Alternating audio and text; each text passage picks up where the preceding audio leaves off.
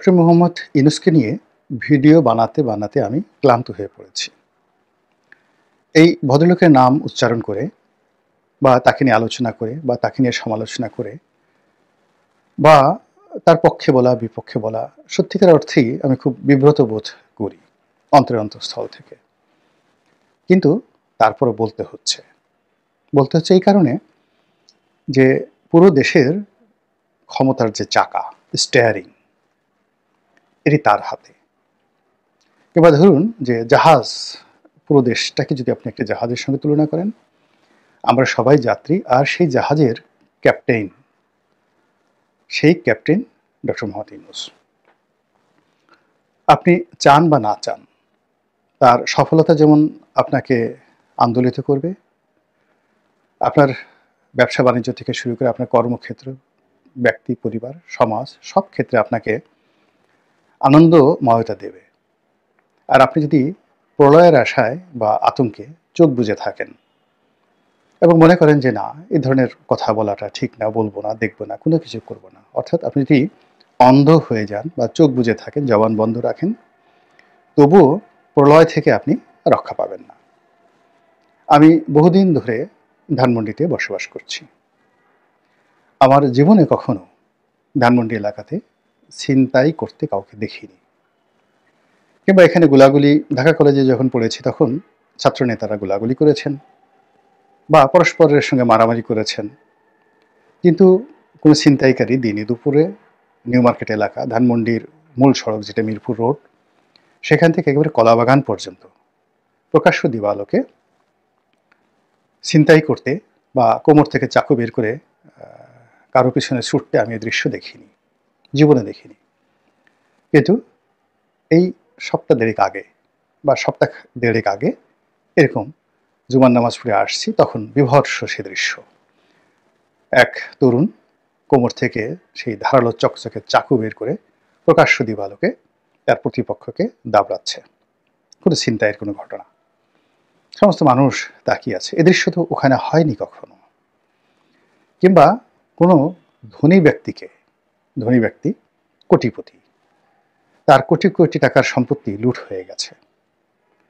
তো এরকম কোনো মানুষকে আমি লুট হতে দেখিনি এবং কাঁদতে দেখিনি। অসহায়ের মতো তিনি কান্না করছেন। আমি কখনোই আমার এই জীবনে কোনো পুলিশ কর্মকর্তাকে অসহায় অবস্থায় দেখিনি। মানে পুলিশের ওসি, এসপি এই লেভেলের যারা কর্মকর্তা রয়েছেন, তারা বেসামরিক লোকের কাছে এসে সাহায্য চাচ্ছেন, কান্নাকাটি করছেন, অসহায়ত্ব বোধ করছেন, কিংবা থানার দরজা সাধারণ মানুষের জন্য উন্মুক্ত নয়, কিংবা কারো কারো ভয়ে থানার ওসি তটস্থ থাকেন ওসির চেয়ারে বসে। এই দৃশ্য আমি কখনো দেখিনি, যেগুলো এখন হচ্ছে। সমাজে কি হচ্ছে? কে বিএনপি করে, আবার বিএনপির মধ্যে কে ভাইয়া গ্রুপ, আর কে বেগম খালেদা জিয়ার দল করেন, তার গ্রুপ, কে বেশি বিএনপি করেন, কে কম বিএনপি করেন, তারপর কে পোল খাওয়া, কে খাওয়া না, বা একটা এলাকাতে কে কমিটির যে পক্ষের লোক, তার লোক, অর্থাৎ যার হাতে কমিটি আছে, সভাপতি, সেক্রেটারি, তার লোক, বা কে এমপি পদপ্রার্থীর লোক, কে উপজেলা চেয়ারম্যান পদপ্রার্থীর লোক। এই যে বিভেদ এবং বিসংবাদ, এই বিভেদ এবং বিসংবাদ জনগণকে অতিষ্ঠ করে তুলছে।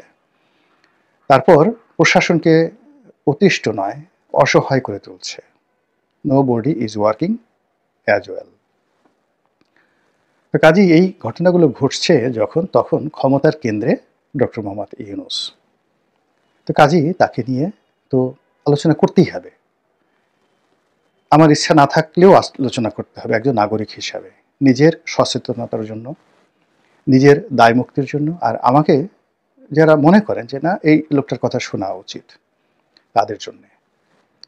আমি অবাক বিস্ময়ে ওনার দিকে তাকাই।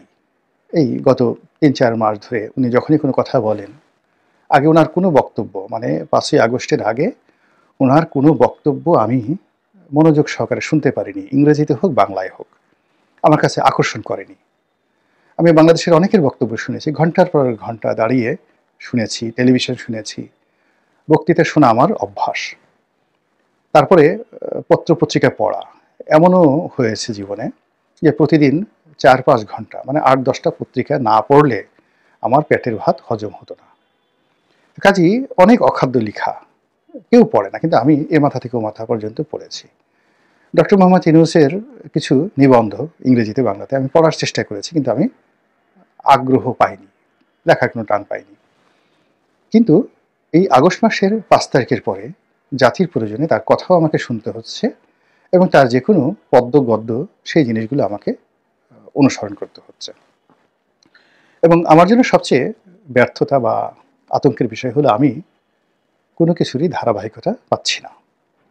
যেমন আমি ভিডিও করি। কেন ভিডিও করি? প্রথমত এই ভিডিওটা করতে আমার ভালো লাগে।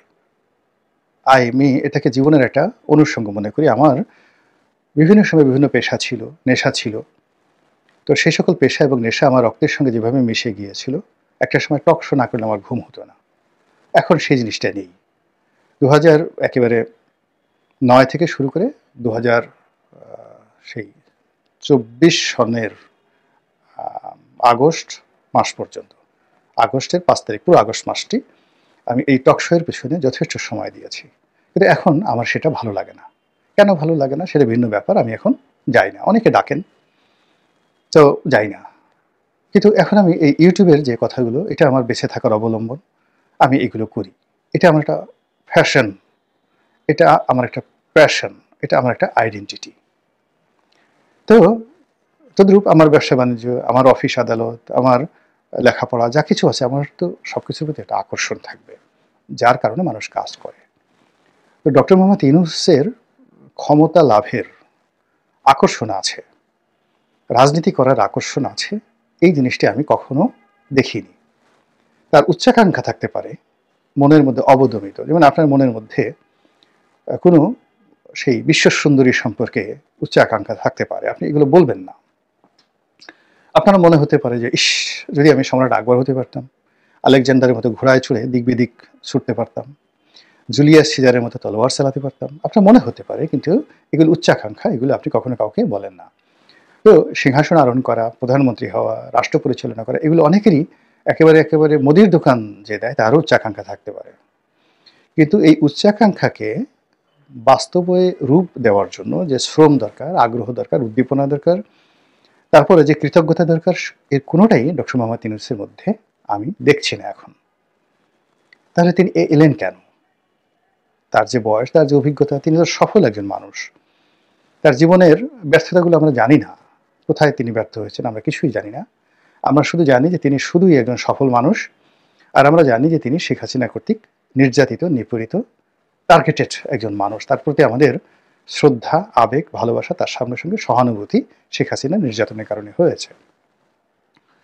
তো সেই তিনি যখন ক্ষমতায় এলেন, আসার পর আমরা তো তাকে দেখে আসছি কোথায় তার ইন্টারেস্ট, কোথায় তার ইন্টারেস্ট নেই, ইত্যাদি ইত্যাদি। তো এই রাজনীতির ক্ষেত্রে আগেও তাকে আমরা ইন্টারেস্টেড দেখিনি।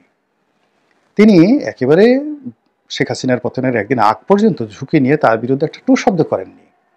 এর অর্থ তিনি হয়তো সাহসী নন, অথবা তিনি ঝামেলা এড়াতে চান, অথবা তিনি একেবারেই উচ্চ মার্গের ভদ্রলোক, যে কারো বিরুদ্ধে সমালোচনা তিনি করতে চান না। যেমন ডক্টর কামাল সাধারণত কারো বিরুদ্ধে সমালোচনা করেন না, কখনই করেন না, অতি উচ্চ মার্গের।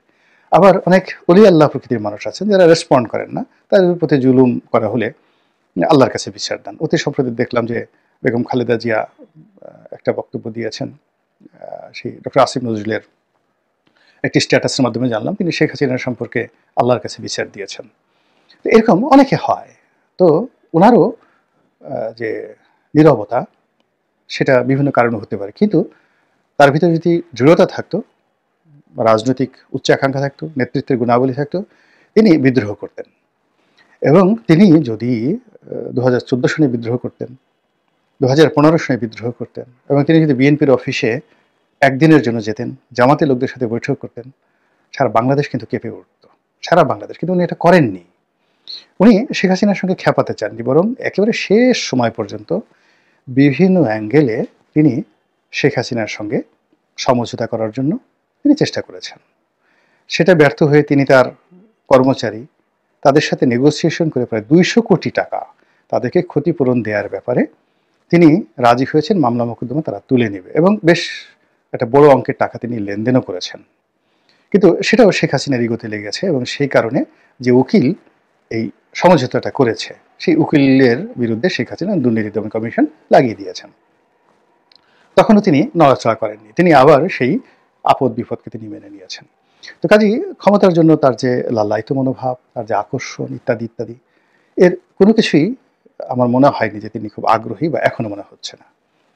তাহলে সঙ্গতিপূর্ণ প্রশ্ন যে তার যার কোনো ব্যাপারে আগ্রহ নেই, আর আগ্রহ না থাকলে অভিজ্ঞতাও থাকে না, আগ্রহ না থাকলে সেই সুফলও আসে না। তাই কেন তিনি এই জায়গাটিতে এলেন, এটাই প্রশ্ন। তো